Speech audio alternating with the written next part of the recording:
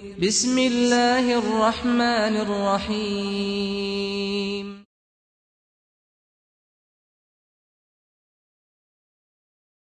أعوذ بالله من الشيطان الرجيم بسم الله الرحمن الرحيم அளவற்ற அருளாளனும் நிகரற்ற அன்புடையவனுமாகிய அல்லாஹுவின் பெயரால் ஆரம்பம் செய்கிறேன். அன்பிற்குரியவர்களே, அல்லாஹுவின் நல்லடியார்களே, இன்று உங்களிடம் பேசுவதற்காக நான் எடுத்துக்கொண்டிருக்கிற தலைப்பு தற்கொலை ஒரு பெரும் பாவம். இந்த தலைப்பு ஒரு காலத்துடைய கட்டாயம். தற்கொலையை ஒரு பெரும் பாவமாக ஆக்கியிருக்கிற ஒரு மார்க்கத்தை, ஒரு நல்ல நெறியை, அல்லாஹுடைய சத்திய வாழ்க்கை திட்டத்தை ஏற்றுக்கொண்டிருக்கிற முஸ்லீம்கள் மத்தியிலேயே இந்த தற்கொலையை பற்றி விழிப்புணர்வு இல்லாததின் காரணமாக சர்வசாதாரணமாக தற்கொலை செய்து கொள்ளக்கூடிய நிலையை நாம் பார்த்து கொண்டு வருகிறோம். பொதுவாக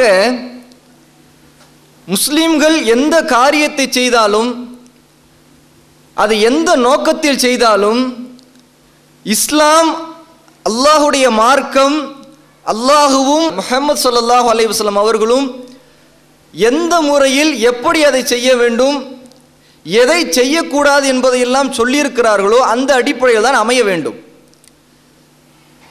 அதே போலவே முஸ்லீம்கள் தாங்கள் எதிர்கொள்கிற ஏதோ ஒரு பிரச்சனையாக இருந்தாலும், ஏதோ ஒரு சிக்கலாக இருந்தாலும், அதற்கு முடிவை எப்படி தேடுவது, எப்படி அதற்கு தீர்வு காண்பது என்கிற விஷயத்திலும் அல்லாஹும் அல்லாஹுடைய மார்க்கமும் என்ன அவர்களுக்கு சொல்லுகிறதோ, எதை அவர்களுக்கு கட்டளையிடுகிறதோ அதை மட்டுமே அவர்கள் செய்ய வேண்டும். இதில் அவர்கள் தங்களுடைய மன இச்சைக்கேற்ப எதையும் செய்துவிடக்கூடாது, அல்லது மற்ற மத சமுதாய மக்கள் எப்படி ஒரு விஷயத்தை அணுகுகிறார்களோ, ஒரு பிரச்சனைக்கு அவர்கள் எப்படி தீர்வை தேடுகிறார்களோ அதை பார்த்து அப்படியே காப்பி அடித்து அதை அமல்படுத்திவிடக்கூடாது. ரெண்டு விதமும் பெரும்பாதமாக ஆகும். இப்போ இந்த விஷயத்தில் பார்க்கும் பொழுது தற்கொலையை மார்க்கம், அல்லாஹுடைய சத்திய மார்க்கம் ஒரு பெரும் பாவம் என்று கண்டித்து சொல்லியிருக்கிறது. ஆனால் முஸ்லீம்கள் இதை பற்றி அறியாமல் இருக்கிறார்கள்.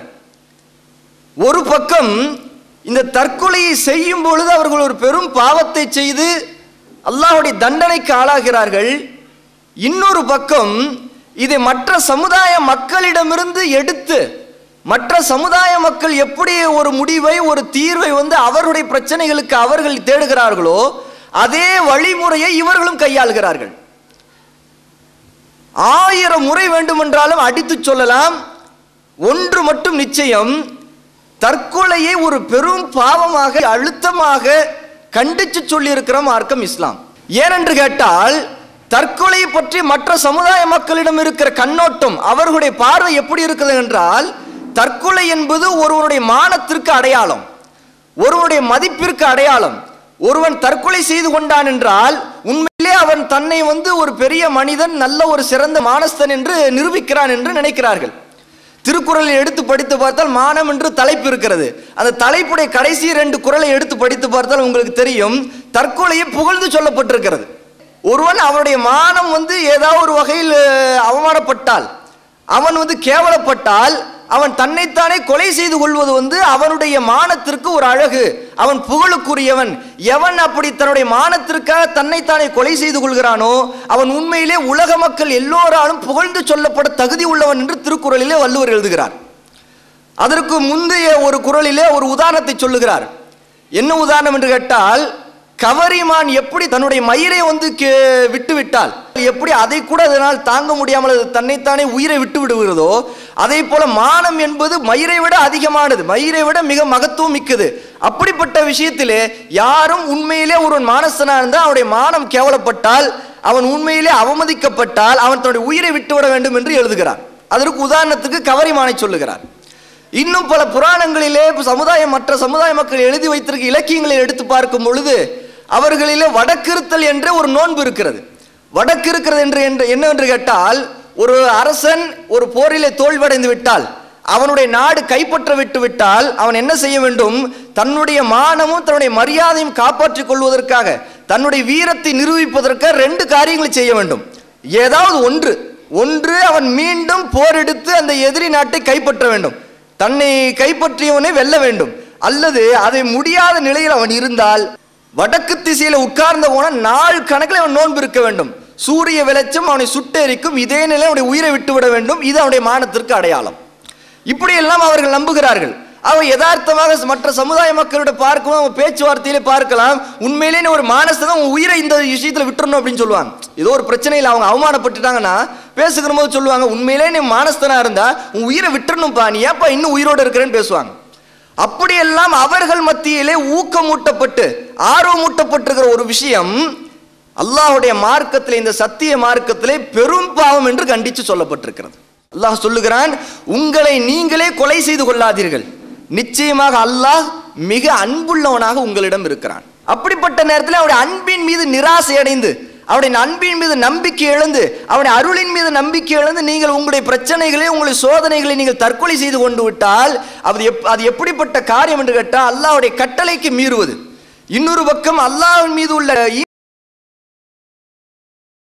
அல்லாஹ்வுடைய சட்டத்தை வரம்பை எதிர்த்து நடப்பது என்று ஆகிவிடுகிறது. அல்லாஹ் சுப்ஹானஹு வ தஆலா அந்த ஆயத்துக்கு அடுத்த வரியிலே சொல்லுகிறான், வமை யஃஅல் ஸாலிக உத்வானௌ வலுல்மன் ஃபஸௌஃப நுஸ்லிஹி நாரா. யாராவது ஒருவன், எவனாவது ஒருவன் இந்த வரம்பை மீறி அநியாயமாக செய்தால், அநியாயமாக தன்னைத்தானே தற்கொலை செய்து கொண்டாலோ அல்லது வேறு வாயிலாக அவன் கொலையே செய்தாலோ நிச்சயமாக அவனை நாம் நரகத்தில் சேர்த்து விடுவோம் அல்லாஹ் சொல்லுகிறான். பாருங்கள், அல்லாஹ் சுப்ஹானஹு வ தஆலா குர்ஆனிலே பல விஷயங்களிலே கண்டித்து சொல்லுவான் சில குற்றங்களை, அதே இடத்தில் நரக வேதனை பற்றி எச்சரிக்க மாட்டான். சில விஷயங்களிலே அந்த குற்றத்தை கண்டிக்கிற இடத்திலே நரக வேதனை பற்றி பேசி விடுவான். அந்த மாதிரியான வசனங்களில் இந்த தற்கொலை சம்பந்தப்பட்ட இந்த வசனமும் ஒன்று. சூரா நிசா 4வது அத்தியாயத்துடைய 29 அத்தியாயத்துடைய 29, 30, 31 இந்த 3 வசனங்களையும் நாம் எடுத்து படித்து பார்க்க வேண்டும். அல்லாஹ் சுப்ஹானஹு வ தஆலா இதுல யா அய்யுஹல்லதீன ஆமனு, ஈமான் கொண்டவர்களே, நம்பிக்கை கொண்டவர்களே, அல்லாஹ்வை நம்பியவர்களே, அல்லாஹ்வுடைய ரசூலை நம்பி இருப்பவர்களே, நாளை மறுமை உண்டு என்று நம்பி இருப்பவர்களே என்று அல்லாஹ் சுப்ஹானஹு வ தஆலா ஈமானை முன்னிலைப்படுத்தி நம்பிக்கையாளர்களாக இருக்கிற நம்மை பார்த்து கூப்பிட்டு சொல்லுகிறான். இந்த விஷயத்தை சிந்தித்து பாருங்க. அப்ப நேரடியாக நரகத்தில் சேர்த்து விடுவோம் என்று அல்லாஹ் கண்டிக்கிற அளவிற்கு இந்த தற்கொலை என்பது ஒரு பெரும் பாவமாக இருக்கிறது என்பதை அல்லாஹ்வுடைய வார்த்தையிலிருந்து நாம் முதலாக அறிந்து கொள்கிறோம். இப்ப இந்த அளவிற்கு கண்டிக்கப்பட்டிருக்கிற விஷயத்தை பற்றி ரசூலுல்லாஹி ஸல்லல்லாஹு அலைஹி வஸல்லம் விளக்கம் சொல்லுகிறாங்க. ஹதீஸ்களில் எடுத்து படித்து பார்க்கும் பொழுது பெரும்பாலான எல்லா இமாம்களும், இமாம் புகாரிலிருந்து இமாம் முஸ்லீமிலிருந்து தொடர்ந்து இருக்கிற பல இமாம்களிலிருந்து எல்லோருமே தற்கொலை சம்பந்தமான ஒரு தலைப்பையும் போட்டு அதனுடைய கொடுமை, அது எப்பேற்பட்ட நஷ்டத்தை நாளை மறுமை நாளில் ஏற்படுத்தும் என்பதையும் எச்சரித்திருக்கிறார்கள். ரசூலுல்லாஹி ஸல்லல்லாஹு அலைஹி வஸல்லம் அவர்கள் எச்சரிக்கிறாங்க, தற்கொலை செய்து கொண்டவனுக்கான தண்டனை நாளை மறுமை நாளில் எப்படிப்பட்டதா இருக்கும் என்றால், அல்லாஹ்வின் தூதர் சொல்லுகிறார்கள், இந்த உலகில் எவன் ஒருவன் ஒரு இரும்பு ஆயுதத்தை கொண்டு, ஒரு கூர்மையான ஆயுதத்தை கொண்டு தன்னைத்தானே குத்தி தற்கொலை செய்து கொள்கிறானோ அவனுக்கு நாளை மறுமையிலும் நரகத்தில் அவனிடம் அதே ஒரு ஆயுதம் கொடுக்கப்படும். அவன் தன்னுடைய வயிற்றில் குத்தி குத்தி குத்தி குத்தி துன்புறுத்தப்பட்ட நிலையிலே அவன் என்றென்றுக்கும் இருந்து கொண்டிருப்பான் என்று ரசூலுல்லாஹி ஸல்லல்லாஹு அலைஹி வஸல்லம் சொல்லுகிறார். சிந்தித்து பாருங்கள். அந்த ஹதீஸுடைய தொடர்ச்சியிலே மீண்டும் ரசூலுல்லாஹ் சொல்லுகிறார்கள், இந்த உலகில் எவன் ஒரு விஷம் குடித்து தன்னை தற்கொலை செய்து கொள்கிறானோ நாளைக்கு மறுமையிலும் நரகத்திலும் அவனிடம் விஷம் கொடுக்கப்படும். அந்த விஷத்தை குடித்து குடித்து குடித்து அவன் தன்னைத்தானே தற்கொலை செய்து கொண்டே இருப்பான் என்று ரசூலுல்லாஹ் சொல்லுகிறார்கள். அல்லாஹ் சுப்ஹானஹு வ தஆலா சொல்லுகிறான், அந்த நரக வேதனையிலே ஒருவன் வாழவும் மாட்டான், சாகவும் மாட்டான். எதிர்கொள்கிற பிரச்சனைகளிலே அதை சந்திக்க முடியாம, அல்லாஹ்வின் மீது நம்பிக்கை வைத்து அவனுடைய விதியை எதிர்கொள்ளாம, அவன் என்ன நமக்கு அடுத்து நாடுவான் என்ற அவனுடைய நாட்டத்தை எதிர்கொள்ளாமல் இந்த உலகத்திலே சர்வசாதாரண தற்கொலை செய்து கொள்கிறாங்க. இவர்கள் என்ன நினைக்கிறாங்க, இந்த பிரச்சனைகளின் போது நம்முடைய தீர்வு என்பது, இறுதியில் முடிவு என்பது இதுதான் என்று அவர்கள் முடிவு செய்கிறார்கள். ஏனென்றால் இவர்கள் நினைக்கிறார்கள், இது தங்களுக்கு அமைதியை கொடுத்துரும், தங்களுக்கு சாந்தியை கொடுத்துரும், இந்த பிரச்சனைகள் நம்முடைய விஷயத்தில் முற்றுப்புள்ளி வைத்துரும் தற்கொலை நினைக்கிறாங்க. உண்மை அப்படி அல்லவே இல்லை, அப்படி நடக்கவே நடக்காது. இவருடைய மாய கற்பனை இது. என்ன, இவர்கள் இப்படி செய்து கொள்கிற இந்த தற்கொலை தான் இவருடைய அடுத்த கட்டமான பெரிய பிரச்சனைக்கு ஆரம்ப கட்டம், சந்தேகமே இல்லை. எதிர்கொள்கிற பிரச்சனைகள் அது முடிய வேண்டும் என்று இவர்கள் தற்கொலை செய்துகிறார்கள். ஆனா அதை விட கொடுமையான பிரச்சனை, கொடுமையான கொடுமை, அது நாளை மறுமையிலே தொடர்ச்சியாக இருக்கக்கூடிய விதத்திலே இவர்கள் அதை எதிர்கொள்கிறார்கள். சிந்தித்து பாருங்கள். இதனுடைய விளைவு என்பது சாதாரணமானதல்ல.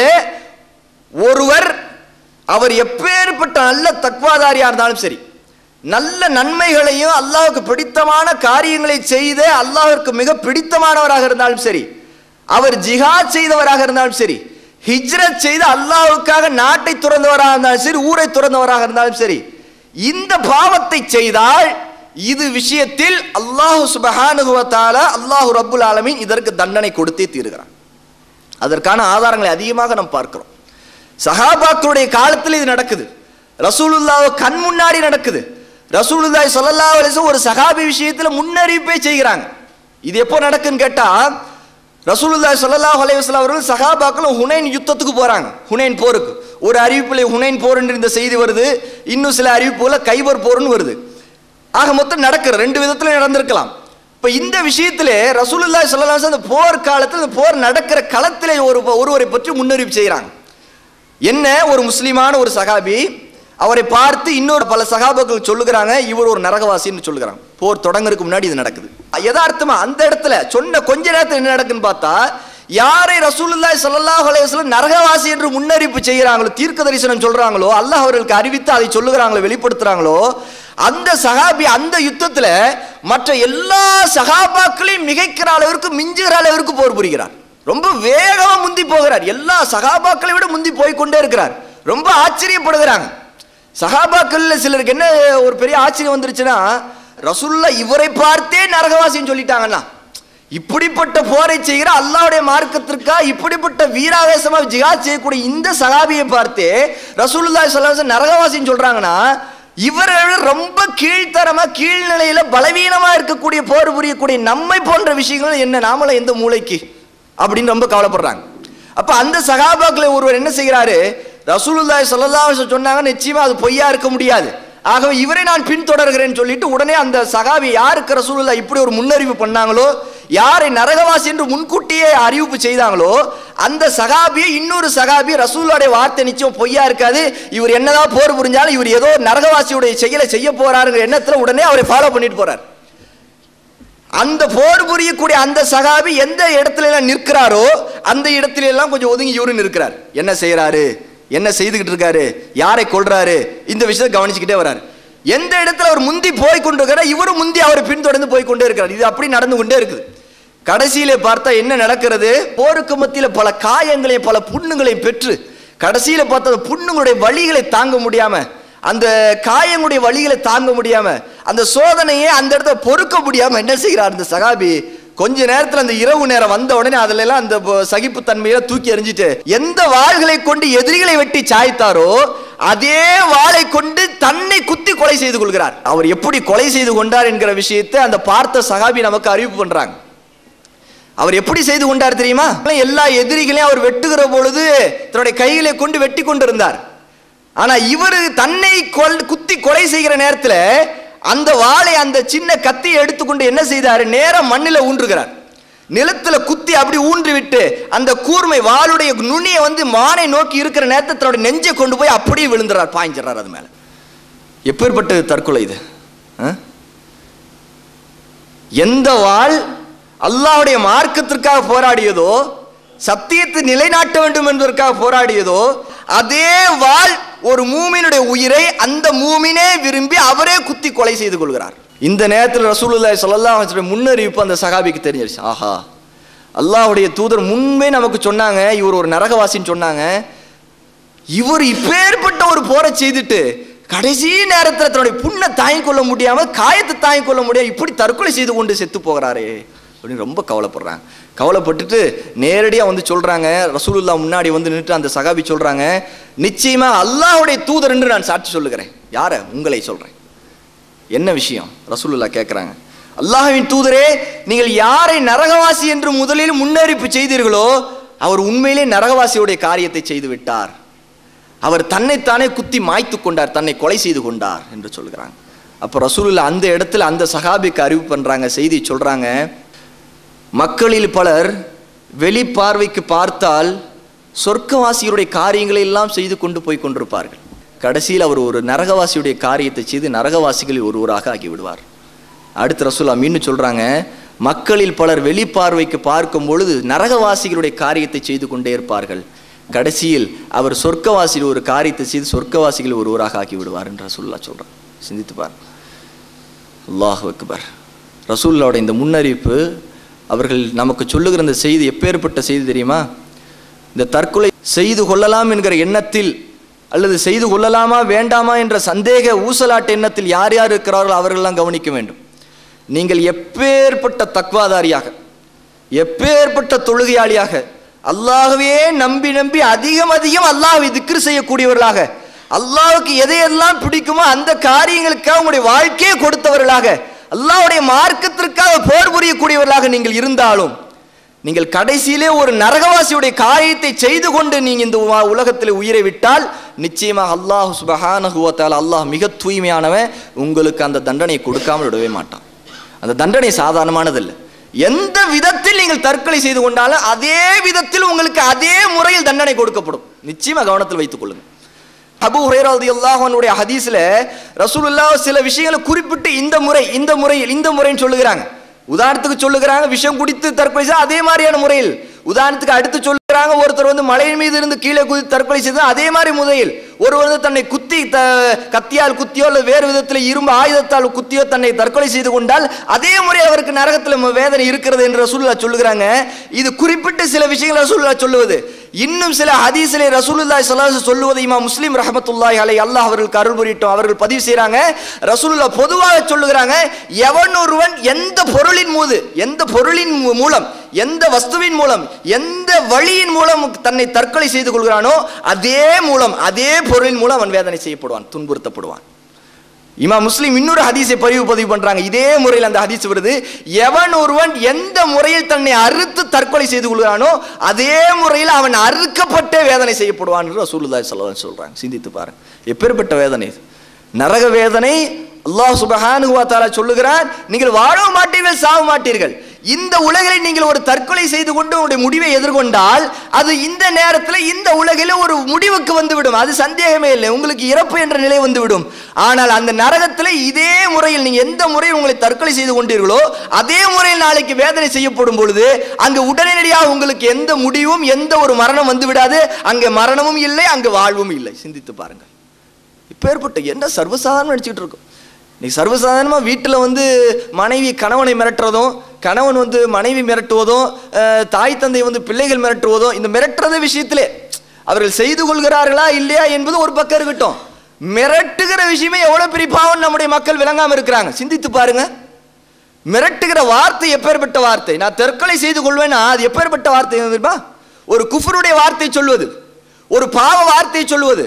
மார்க்கத்தில் எது பாவமாக அல்லாஹ் ஹராமாக்கி இருக்கிறானோ அந்த ஹராமை செய்த பிறகுதான் தண்டனை என்று மட்டுமில்லை, அந்த ஹராமை செய்வேன் என்று நீங்கள் சொல்லுவதற்கு அல்லாஹ்விடம் நிச்சயமாக குற்றம் பிடிக்கப்படுவீர்கள். சிந்தித்து பாருங்க.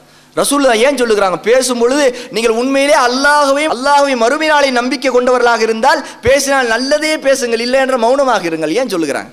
ஏனென்று கேட்டா, நீங்கள் பேசுகிற நேரத்திலே அங்க சொல்லுகிற வார்த்தை பாவமான வார்த்தையாக இருந்தாலும் நீங்கள் குற்றம் பிடிக்கப்படுவீங்க.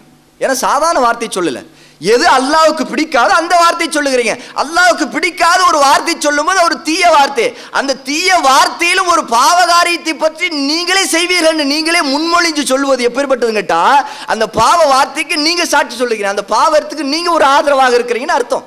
சிந்தித்து பாருங்க. ரசூலுல்லாஹி ஸல்லல்லாஹு அலைஹி வஸல்லம் சொல்லுகிறாங்க, நன்மையான ஒரு சொல் சதகா, என்ன நன்மையான ஒரு சொல் தர்மம் என்று சொல்லுகிறார்கள். நீங்கள் ஒரு நன்மையான வார்த்தை சொன்னால் அது தர்மம், நீங்கள் ஒரு பாவ வார்த்தை சொன்னால் அது அதர்மம், அது ஒரு தீமை, அது ஒரு பாவம். அப்படிப்பட்ட நேரத்தில் சர்வசாதாரணமான தற்கொலை செய்து கொள்ளும் அப்படின்னு சொல்லக்கூடிய மக்களை நினைக்கும் போது ரொம்ப கவலையா இருக்கிறது. நீங்க தற்கொலை செய்து கொள்வது ஒரு பக்கம் இருக்கட்டும், இந்த பாவ வார்த்தைக்கே நீங்க அல்லாஹ்விடம் குற்றம் பிடிக்கப்படுவீங்க. இப்போ எப்பேற்பட்ட மிரட்டுறது இது. மிரட்டுவதிலே ஒரு பக்கம் மனைவி கணவனை மிரட்டுவதிலே அது ஒரு தனி பாவம் ஆயிடுச்சு. மிரட்டுகிற முறை ஒரு பாவம், அது அல்லாஹ்வுடைய மார்க்கத்தில் தடை செய்யப்பட்ட ஒரு ஹராமான காரியமாக இருக்கும் பொழுது அது ஒரு பாவம். அப்ப எல்லா விதத்திலும் இந்த பாவம். இன்னொரு பக்கம் அப்படி ஒரு காரியத்தை செய்யும் போது மார்க்கம் எதை ஹராமாக்கியதோ அந்த காரியத்தை செய்த பாவம் மட்டும் உங்களுக்கு சேராது, மற்ற சமுதாய மக்களுடைய கலாச்சாரங்களை எடுத்துக்கொண்ட பாவம் வந்து சேரும். ஆரம்பத்தில் இது சொன்னேன். மற்ற சமுதாய மக்கள் மத்தியில இந்த தற்கொலை என்பது ஒரு மானத்துடைய அடையாளமாக இருக்கு. மார்க்கம் நம்முடைய விஷயத்தில் ஹராமாக்கி இருக்கு. நீ அவருடைய அந்த சமுதாய கலாச்சாரத்தை எடுத்துக்கொண்டு பேசுகிற விஷயமா இருந்தாலும் சரி அல்லது செய்கிற இருந்தாலும் சரி, அதை பேசினாலும் செய்தாலும் இது விஷயத்தில் நீங்கள் சாட்சி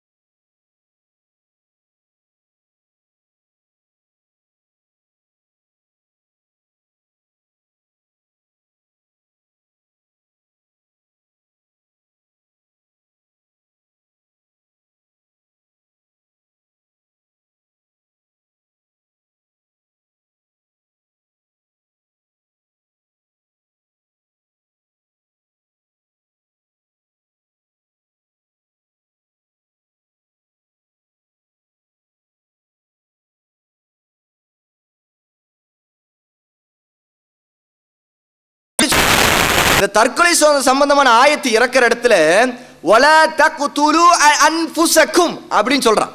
உங்களை நீங்களே கொலை செய்து கொள்ளாதீர்கள் சொல்லிவிட்டு உடனடியாக அல்லாஹ் சுப்ஹானஹு வ தஆலா நரகத்துடைய வேதனை சொல்லி அச்சுறுத்தல. அல்லாஹ் என்ன சொல்றான் பாருங்க, இன்னல்லாஹ கான பிக்கும் ரஹீமா, நிச்சயமாக அல்லாஹ் உங்களிடம் மிக்க ரஹீமாக அன்புள்ளவனாக இருக்கிறான். நீ எப்ப கொலை செய்து கொண்டீங்க? நீ ஒரு காரியத்தை செய்யும் போது கூட பிஸ்மில்லாஹிர் ரஹ்மான் இர் ரஹீம் என்று சொல்றிய, அளவற்ற அருளானன் சொல்ற, நிகரற்ற அன்புடையவன் சொல்லிதானே ஒரு காரியத்தை ஆரம்பிக்கிற. அப்பேற்பட்ட ரஹீமாக இருக்கக்கூடிய என்னிடம் நீ உன்னுடைய தேவைகள், உன்னுடைய பிரச்சனைகள் இதையெல்லாம் என்னிடம் முறையிட்டு என்னிடம் மன்றாடி அதை தீர்த்து கொள்ள வேண்டியதானே? நீயே உன்னை நீயே கொலை செய்துக்கிற. அல்லாஹ் சுப்ஹானஹு வ தஆலா சொல்லுகிறான், நிச்சயமாக அல்லாஹ்வை நினைவு கூறுவதில் அல்லாஹ் நிம்மதி இருக்கிறது. நிம்மதி எப்படி இருக்கு? உங்களுக்கு நிம்மதி இல்லையா? உங்களுடைய கவலை உங்களை அழுத்துதா? உங்களுக்கு மன கஷ்டம், உங்களுக்கு வேதனை ரொம்ப வரவழிக்குதா? நீங்க உங்களால் தூங்க முடியாது, அல்லாஹ்வை நினைவுபடுத்துங்க. அல்லாஹ்வை சிந்தித்து பாருங்க, அல்லாஹ்வுடைய ஆற்றலை சிந்தித்து பாருங்க, அல்லாஹ்வுடைய அன்பை சிந்தித்து பாருங்க, அல்லாஹ்வை அதிக தஸ்பீஹ் செய்யுங்க, அல்லாஹ்வை அதிக திக்ர் செய்யுங்க. அல்லாஹ் உங்களுடைய எல்லா சோதனைகளும் உங்களை விடுதலை செய்வான். அல்லாஹ் சுப்ஹானஹு வ தஆலா சொல்லுகிறான், நீங்கள் நம்பிக்கை கொண்டவர்களாக, நீங்கள் ஈமான் கொண்டவர்களாக ஆகிவிட்டேன் என்று சொன்னதோடு அல்லாஹ் உங்களை விட்டு விடுவானா? சூரா அன்கபூத்துடைய ஆரம்ப வசனங்கள் அல்லாஹ் பேசுகிறான், மனிதர்கள் ஈமான் கொண்டு விட்டோம் என்று சொல்லுவதனால் அவர்கள் சோதிக்கப்படாமல் விட்டுவிடப்படுவார்களா? இல்லை, இவர்களையும் சோதித்திருக்கிறோம், இவர்களுக்கு முன்புள்ள எத்தனையோ பேரை சோதித்திருக்கிறோம். அல்லாஹ் உண்மையாளன் யார் பொய்யன் யார் என்று பிரித்து காட்டுகிறான், சோதிக்கிறான் என்று அல்லாஹ் சுப்ஹானஹு வ தஆலா சொல்லுகிறான். சிந்தித்து பாருங்க. சூரத்துல் பக்ராவில் ஒரு ஆயத்தில் அல்லாஹ் சுப்ஹானஹு வ தஆலா 155, 156, 157 இந்த 3 ஆயத்துகளில் சொல்லுகிறான், உங்களை ஓரளவு அச்சத்தால் பயத்தால் நிச்சயமா உங்களை சோதிப்போம், பசியால் சோதிப்போம், உங்களுடைய பொருள்களுடைய இழப்பு, நீங்க நஷ்டம் அடைவீங்க, நீங்க ஒரு வியாபாரம் செய்தால் அதில் நஷ்டம் அடைவீங்க, அதை கொண்டு சோதிப்போம். உங்களுடைய உயிர் இதுல நீங்க நஷ்டம் அடைவீங்க. உங்களுக்கு மிக பிரியமான ஒருத்தர் இருப்பார், அவர் இறந்துடுவார். உங்களுடைய தந்தையாக இருக்கலாம், உங்களுடைய தாயாக இருக்கலாம், உங்களுடைய பிள்ளைகளாக இருக்கலாம், அவர் இறந்து விடுவார். இந்த நஷ்டத்தை கொண்டு உங்களை சோதிப்போம். உங்களுடைய விளைச்சல், நீங்கள் எதை அறுவடை செய்கிற உங்களுடைய லாபங்கள், இதை கொண்டு நிச்சயம் அந்த இழப்பை கொண்டு சோதிப்போம். நபியே நீங்கள் சொல்லுங்கள், பொறுமையாளருக்கு நற்செய்தி சொல்லுங்கள் என்று அல்லாஹ் சுப்ஹானஹு வ தஆலா சொல்றார். சகித்து கொண்டவர்களுக்கு நற்செய்தி சொல்லுங்கள். அவர்கள் எப்படிப்பட்டவர்கள் தெரியுமா? அவர் தங்களுடைய துன்ப நேரங்களிலே, பிரச்சனை அந்த சோதனை நேரத்தில் என்ன சொல்லுவார்கள் தெரியுமா? இன்னா லில்லாஹி வ இன்னா இலைஹி ராஜிஊன். நிச்சயமாக நாம் அல்லாஹ்வுக்காகவே இருக்கின்றோம். இந்த உலகத்தில் நாம் அல்லாஹ்வுக்காகத்தான் இருக்கோம். ஏன்னா அல்லாஹ் நம்மை படைச்சிருப்பது எதற்காக? வமா ஹலக்துல் ஜின்ன வல் இன்ஸ இல்லா லியஅபுதுன். என்னை வணங்குவதற்காக எதற்காக படைக்கலன்னு சொல்றோம். நாம் அல்லாஹ்வுக்காகத்தான் இருக்கிறோம். நாளை அல்லாஹ்விட மீளக்கூடியவங்க, அல்லாஹ்விட திரும்பக்கூடியவர்கள். இப்போ இந்த நேரத்தில், இந்த உலகத்தில் நம்ம சந்திக்கிற இந்த பிரச்சனை எல்லாம் ஒரு பொருட்டா? இந்த வாழ்க்கைனா என்ன நினைச்சோம் சிந்தித்து பா. இந்த தற்கொலை செய்தவர்கள் வாழ்க்கைக்கு அர்த்தமே புரியாதவர்களாக இருக்கிறாங்க. அந்த தற்கொலை எண்ணத்தில் இருப்பவர்கள் வாழ்க்கையே புரியாதவர்களாக இருக்கிறாங்க. வாழ்க்கை அல்லாஹ் எதற்காக படைச்சாங்கிறது புரியாம இருக்கிறாங்க. அல்லாஹ் சுப்ஹானஹு வ தஆலா சூரா அத்-தபாரக் எடுத்து படித்து பாருங்க. 2வது வசனத்தில் அல்லாஹ் சுப்ஹானஹு வ தஆலா சொல்லுகிறான், உங்களில் மிக அழகான அஹ்ஸன அமலா, மிக அழகான மிக தூய்மையான செயலை செய்யக்கூடிய அமலை செய்யக்கூடியவர்கள் யார் என்று சோதிப்பதற்காகவே மரணத்தையும் வாழ்க்கையும் கொடுத்திருக்கிறோம் என்று அல்லாஹ் சுப்ஹானஹு வ தஆலா சொல்லுகிறார். இப்போ நீங்க படைக்கப்பட்டிருப்பது உங்களுடைய நல்ல அமல்களை கணிப்பதற்காக. நீ அல்லாஹ்வை வணங்குவதிலிருந்து அது ஆரம்பிக்குது, மற்ற காரியங்களை செய்வதை கொண்டு அது வளருது.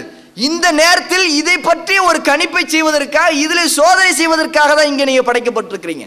இதில் நிரந்தரம் என்பது இங்கே இல்லவே இல்லை. நாளைக்கு உங்களுக்கு மறுமையில் தான் இருக்குது. மூமினானவர்களுக்கு மறுமை தான் நிச்சயம். ரசூலுல்லாஹி ஸல்லல்லாஹு அலைஹி வஸல்லம் சொல்லுகிறாங்க, இந்த உலக வாழ்க்கை எப்படிப்பட்டது? ஒரு மூமினுக்கு ஒரு சிறைச்சாலை, ஒரு ஜெயில், ஒரு நெருக்கடி, சந்தேகமே இல்லை. மூமின்கள் காஃபிர்களை விட, மற்ற சமுதாய மக்களை விட, அல்லாஹ் மீது நம்பிக்கை இல்லாதவர்களை விட அதிகமான சோதனைக்கு இங்கே ஆளாக மாட்டாங்க. என்ன? அல்லாஹ் ஈமான் கொள்ளாதவர்கள் அதிகமான சோதனைக்கு ஆளாக மாட்டார்கள். அவர் அதிகபட்சமாக சோதிக்கப்படும் பொழுது உடனே அவர்களுக்கு இந்த உலகத்தில் பெரிய அளவில் ஒரு தண்டனை மரணமாகும். அவ்வளவுதான், மரணம் தான் வரும், அவ்வளவுதான். மற்றபடி உயிர் வாழ்கிற நேரத்திலே பல நெருக்கடிகளை கொடுத்து அல்லாஹ் சோதிப்பது யாருன்னு கேட்டால் ஒரு மூமினை சோதிப்பான். அல்லாஹ்வை நம்பிக்கை கொண்டிருக்கிறேன் என்பதில் உறுதியாக இருக்கக்கூடியவனை சோதிப்பான், அதிகமாக சோதிப்பான் அவன். இப்போ அந்த நேரத்திலே அவன் என்ன செய்ய வேண்டும்? அதில் பொறுமை காக்க வேண்டும். ரசூலுல்லாஹி ஸல்லல்லாஹு அலைஹி இன்னொரு ஹதீஸில், இது புகாரியில் பதிவு செய்யப்படுது, அல்லாஹ்வின் தூதர் சொல்லுகிறாங்க, ஒரு மூமினை பார்க்கும் பொழுது எனக்கு ஆச்சரியமாக இருக்கிறது. சுப்ஹானல்லாஹ். ரசூலுல்லாஹ் ஆரம்பிக்கும் போது ரொம்ப அழகாக ஆரம்பிக்கிறாங்க அந்த ஹதீஸை. ஒரு மூமின் அல்லாஹ்வை நம்பிக்கை கொண்டவன், அவனை பார்க்கும் பொழுது எனக்கு அவனுடைய ஒவ்வொரு காரியமும் ஒவ்வொரு செயலும் ஆச்சரியமாக எனக்கு இருக்கிறது என்று சொல்றாங்க. அடுத்த வார்த்தை சொல்லுகிறாங்க, அவனுக்கு ஒரு சோதனை ஏற்பட்டால், அவனுக்கு ஒரு வேதனை ஏற்பட்டால், அவனுக்கு ஒரு சில துன்பங்கள் ஏற்பட்டால் அவன் அல்லாஹ்விற்காக பொறுமை காக்கிறான், சகித்துக் கொள்கிறான். அது அவனுக்கு நன்மையாக ஆகிவிடுது. என்ன, அது அவனுக்கு நன்மையாயிடுச்சு. இன்னொரு பக்கம் அவனுக்கு ஒரு சந்தோஷம் ஏற்பட்டால், அவனுக்கு ஒரு மகிழ்ச்சி ஏற்பட்டால், அவன் இந்த உலக வாழ்க்கையில ஒரு பூரிப்பை அடைஞ்சால் அல்லாஹ்விற்கு நன்றி சொல்லுகிறான், அதுவும் அவனுக்கு நன்மையாகிவிட்டது. சுபஹான் அல்லாஹ். அல்லாஹ் மிகப்பெரிய. அடுத்த ரசூலுல்லாஹ் மீண்டும் சொல்றாங்க, ஒரு மூமியனை பார்த்தால் எனக்கு ஆச்சரியமாக இருக்கிறது. சிந்தித்து ஒரு மூமியினுடைய நிலை இப்படிதான் இருக்கணும். மூமின்னா என்ன, அவன் எப்படிப்பட்டவனா இருப்பான், அவனுடைய இலக்கணம் என்னன்னு கேட்டா, அவனுக்கு வருகிற சோதனைகளின் போதெல்லாம் அவன் பொறுமை காக்கணும். இது அல்லாஹ்விட அவன் நன்மை அடைஞ்சிருவான். அதை கொண்டு அவனுக்கு வருகிற வேதனைகள் இந்த மாதிரி அவன் பொறுமை காக்கிறான். அடுத்து அல்லாஹ்விடம் இருந்து அவன் பல அருளை பல நன்மைகளை சந்திக்கும் பொழுது, அல்லாஹ்விடம் பல ரஹமத்தை பெறுகிற நேரத்தில் அல்லாஹ்விற்கு அவன் நன்றி சொல்லுகிறான். இது அவனுக்கு நன்மையாகி விடுகிறது. அல்லாஹ் எல்லா விதத்திலும் அவனுக்கு போதுமானவனாக ஆக்கி விடுகிறான். அல்லாஹ்வுடைய தூதர் சொல்லுகிறான். சிந்தித்து பாருங்க. அப்போ ஒரு மூமியினுடைய இப்படி இருக்க வேண்டும். இன்னொரு பக்கம் அல்லாஹ் இந்த ஆயத்துல வல தக்துலு அன்ஃபுஸக்கும் அப்படிங்கிற ஆயத்தை சொல்லிட்டு அடுத்த வரியிலே இன்னல்லாஹ கான பிக்கும் ரஹீமா என்று சொல்லுகிறானே, இதுல பெரிய ஒரு அர்த்தம் இருக்குது பாருங்க. நிச்சயமாக அல்லாஹ் உங்கள் மீது மிக்க அன்புடையவனா இருக்கிறான். ஒரு பக்கம் நீங்கள் எதிர்கொள்கிற பிரச்சனைகள் எல்லாம் உங்களை விடுதலை செய்து உங்களுக்கு ரஹமத்தை செய்வான், உங்கள் மீது அன்பு காட்டுவான். இன்னொரு பக்கம் இந்த பிரச்சனைகளை சோதனையை சந்தித்து கொண்டிருக்கிறீங்களே, இதுல பொறுமை காக்குறீங்க பாருங்க, இதற்காக கவலைப்பட்டு கொண்டிருக்கிறீங்க பாருங்க, இந்த நேரத்தில் அல்லாஹ் சுப்ஹானஹு வ தஆலா அல்லாஹ் ரப்புல் ஆலமீன் நீங்க பொறுமை காத்ததற்காக உங்களுடைய பாவங்களை மன்னிக்கிறான். சுப்ஹானல்லாஹ். அல்லாஹ் எப்பேற்பட்ட கருணையாளன், எப்பேற்பட்ட அன்பாளன் பாருங்க. ரசூலுல்லாஹி ஸல்லல்லாஹு அலைஹி வஸல்லம் சொல்லுகிற ஒரு ஹதீஸை இமாம் திர்மிதி பதிவு செய்றாங்க. ஜனாசாவுடைய சட்டதிட்டங்கள்ங்கிற அந்த பாடத்துல ஆரம்பமாகவே இமாம் திர்மிதி பதிவு செய்கிற ரெண்டு ஹதீஸ் இது சம்பந்தமா தான். முதல்ல இந்த 2 ஹதீஸை போட்ட பிறகு மற்ற ஜனாசாவுடைய சட்டத்திட்டங்களை எல்லாம் பதிவு செய்யறாங்க இமாம் திர்மிதி ரஹ்மத்துல்லாஹி அலைஹி. அல்லாஹு அக்பர். அந்த ஹதீஸ்ல ஆயிஷா ரலியல்லாஹு அன்ஹா முதல் ஹதீஸ் இது, அதை பதிவு செய்யறாங்க. ஆயிஷா ரலியல்லாஹு அன்ஹா சொல்லுகிறாங்க, முள் குத்தினாலும் அல்ல அந்த முள் குத்துவதை விடவோ அதை விட கொஞ்சம் அதிகபட்சமான வேதனையோ கவலையோ அதை பற்றி அதிகபட்சமான ஒரு வழியோ ஒரு மூமினுக்கு ஏற்படும் பொழுது அதில் அவன் பொறுமை காக்கும் பொழுது அல்லாஹ் சுப்ஹானஹு வ தஆலா அவனுடைய ஒரு தர்ஜாவை, ஒரு மதிப்பை, ஒரு அந்தஸ்தை, ஒரு பதவியை உயர்த்தி விட்டு அடுத்ததாக அவனுடைய தவறை மன்னித்து விடுகிறான். முள் குத்தினாலும் ஒரு மூமினுக்கு ஒரு முள் குத்தினாலும் அவனுடைய பாவங்களுக்கு அது பரிகாரமாகி விடுகிறது. உங்களுடைய சோதனைகள் போது நீங்க காக்கிற பொறுமை, நீங்கள் பிரச்சனைகள் போது நீங்கள் காக்கிற பொறுமை உங்களுடைய பாவங்களுக்கு பரிகாரம், உங்களுடைய பாவங்கள் அந்த நேரத்தில் மன்னிக்கப்பட்டு கொண்டிருக்கிற என்பதிலே அல்லாஹ்வுக்கு நன்றி சொல்லுங்கள். அந்த பிரச்சனைகள் கொடுத்த நேரத்தில் ஒரு பக்கம் அதற்காக முதல் முறையிட்டு அல்லாஹ்விடம் அதிலிருந்து விடுதலை பெறுவதற்காக நீங்க துஆ செய்வதோடு அடுத்ததாக அல்லாஹ்வுக்கு நன்றி செய்யும். அல்லாஹ்வே எனக்கு இப்படிப்பட்ட பிரச்சனைகளை சோதனை கொடுத்து நான் அறிந்து அறியாமல் செய்த பாவங்கள் எல்லாம் நீ மன்னித்து கொண்டிருக்கிற அல்லாஹ், நீ எப்பேற்பட்ட கருணையாளன் என்று சொல்லுங்க. அல்லாஹ்வோட துஆ இப்படி செய்யும். சுப்ஹானல்லாஹ். அதே ஹதீஸ்ல அடுத்த ஹதீஸ்ல இமாம் திர்மிதி பதிவு செய்யறாங்க. அபு சயீத் அல் குத்ரி ரலியல்லாஹு அன்ஹு இந்த செய்தி சொல்றாங்க.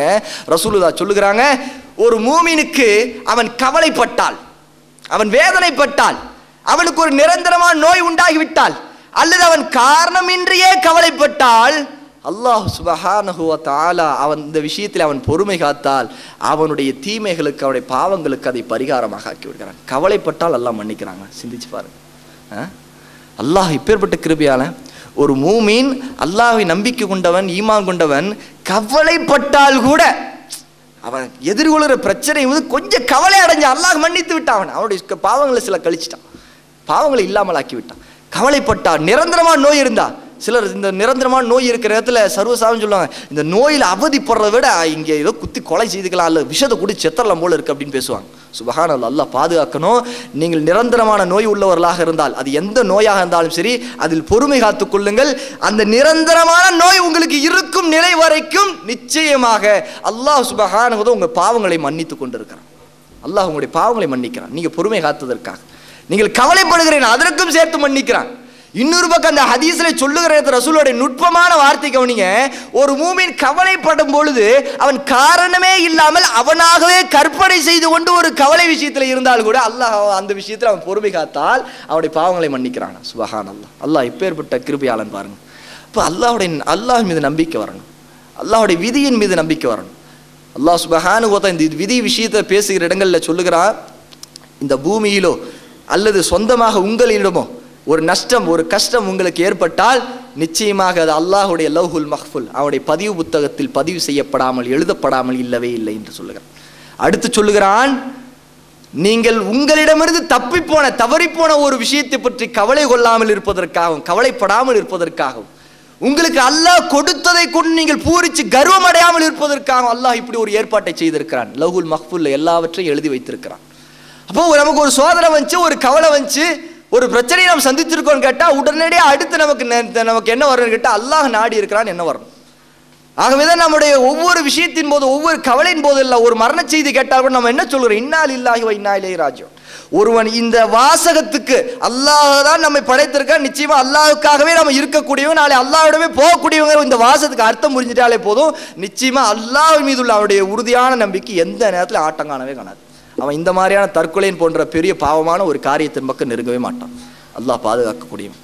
ஆகவே அன்பிற்குரியவர்களே, அல்லாஹ்வின் நல்லடியார்களே, இந்த தற்கொலை ஒரு பெரும் பாவமாக நாம் கருதுவதோடு இன்னொரு பக்கம் அவருடைய விளைவையும் புரிந்து கொள்ள வேண்டும்.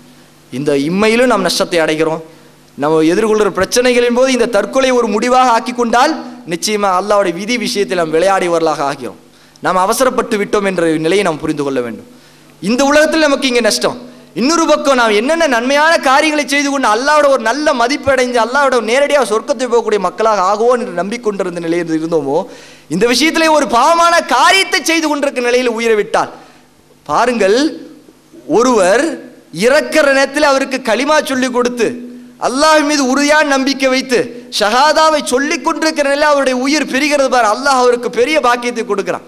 ஒருவர் பெரிய ஒரு கவலையோடு மன அழுத்தத்தோடு தான் செய்கிறது என்ன என்பதை கூட விளங்காம, அது செய்யலாமா வேண்டாமா என்பதை கூட விளங்காம, அது செய்கிற காரியம் மார்க்கத்தில் ஹலாலா ஹராமாங்கிறது கூட விளங்காம ஒரு பெரிய தற்கொலைங்கிற ஒரு காரியத்தை செய்து கொண்டு ஒரு நரகவாசி ஆகிறாருங்கிட்ட அவருடைய துர்பாக்கிய நிலை நினைச்சு பாருங்க. அந்த துர்பாக்கியம் நமக்கு வேண்டுமா? சிந்தித்து பாருங்க. அல்லாஹ் பாதுகாக்கக்கூடியவன். அல்லாஹ் நம்மை பாதுகாக்கட்டும். எல்லாம் வல்ல அல்லாஹ் சுப்ஹானஹு வ தஆலா இப்படிப்பட்ட பெரும்பாவத்தை விட்டு நம்மை விலக்கி வைக்கட்டும். எல்லாம் வல்ல அல்லாஹு தஆலாவிடம் இதற்காக உதவி கேட்போம். நிச்சயமாக அல்லாஹ் சுப்ஹானஹு வ தஆலா நம்முடைய ஒவ்வொரு பிரச்சனைகள், ஒவ்வொரு துன்பங்கள், துயரங்கள், நம்முடைய வாழ்க்கையில் சந்திக்கிற ஒவ்வொரு சோதனைகள் எல்லா விஷயத்திலும் நிச்சயமாக மூமின்களை கைவிடுவதில்லை. அல்லாஹ் சுப்ஹானஹு வ தஆலாவிடம் எந்த மூமின் நிச்சயமாக நம்பிக்கை வைத்து அவனிடம் ஆதரவு வைத்தவனாக இருக்கிறானோ அவனை நிச்சயமாக அல்லாஹ் மிகைப்படுத்தக்கூடியவனாக, அல்லாஹ் அவனுக்கு கண்ணியம் செலுத்தக்கூடியவனாக, அவனுக்கு முன்னேற்றத்தை தரக்கூடியவனாக, அவனுடைய எல்லா விஷயத்திலும் அவனுக்கு உதவக்கூடியவனாக அல்லாஹ் இருக்கிறான். அல்லாஹ் வாக்குறுதி தருகிறான், இன்னமல் உஸ்ரி யுஸ்ரா, இன்னமல் உஸ்ரி யுஸ்ரா. அல்லாஹ் சுப்ஹானஹு வ தஆலா சொல்லுகிறான், நிச்சயமாக துன்பத்திற்கு பிறகுதான் இன்பம், நிச்சயமாக துன்பத்திற்கு பிறகுதான் இன்பம். அல்லாஹ்வுடைய வாக்கு பொய்யாகாது. நீங்கள் எந்த துன்பத்தை அந்த நொடியில இந்த நேரத்தில் சந்திக்கிறீர்களோ அந்த நேரத்தில் அந்த துன்பத்திற்கு பிறகு உங்களுக்கு இன்பம் இருக்கிறது. நீங்கள் பொறுமை காத்துக் கொள்ளுங்கள். நீங்கள் இன்பத்தை அடைவதற்காக அல்லாஹ்வுடைய கூலியை பெறுவதற்காக அதற்கு காத்துக் கொண்டிருந்தால் நீங்கள் பட்ட துன்பத்திற்காக அல்லாஹ் சுப்ஹானஹு வ தஆலா உங்களுடைய பாவங்களை மன்னிப்பான். இது விஷயத்தில் அல்லாஹ் நமக்கு வாக்குறுதி தருகிறான், வமை யஃஅல் ஸாலிக உதுவானல் லுல்மன் ஃபஸௌஃப நுஸ்லிஹி நாரா, நிச்சயமாக நரகத்தில் அவனை சேர்த்து விடுவோம். அல்லாஹ் அடுத்து சொல்லுகிறான், உங்களுக்கு விலக்கப்பட்ட ஹராமாக்கப்பட்ட காரியங்களிலிருந்து நீங்கள் விலகி கொண்டால், அந்த பாவ விஷயத்திலே அந்த பெரும் பாவங்களிலிருந்து நீங்கள் விலகி கொண்டால் அல்லாஹ் உங்களுடைய சிறிய பாவங்களை எல்லாம் அதற்கு பரிகாரமாக ஆக்கி விடுகிறான். இந்த அடுத்த வசனத்தில் சொல்கிறான், எல்லாம் அல்ல அல்லாஹ் சுப்ஹானஹு வ தஆலா நம்முடைய பாவங்களை மன்னிக்கக்கூடியவனாக இருக்கிறான். அவன் பெரிய கிருபையாளன். அவன் மீது ஆதரவு வைத்து அவன் மீது நம்பிக்கை வைத்தவர்களாக நம்முடைய மரணம் வரட்டும். எல்லாம் அல்ல அல்லாஹ் சுப்ஹானஹு வ தஆலா நமக்கு நன்மைகரமான மரணத்தை அருள்வானாக. வ ஆகிரு அல்ஹம்துலில்லாஹி ரப்பில் ஆலமீன். அஸ்ஸலாமு அலைக்கும் வ ரஹ்மத்துல்லாஹி வ பரக்காத்துஹு.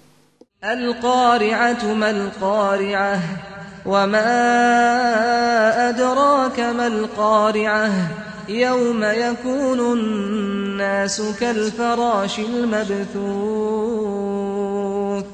وتكون الجبال كالعهن المنفوش فأما من ثقلت موازينه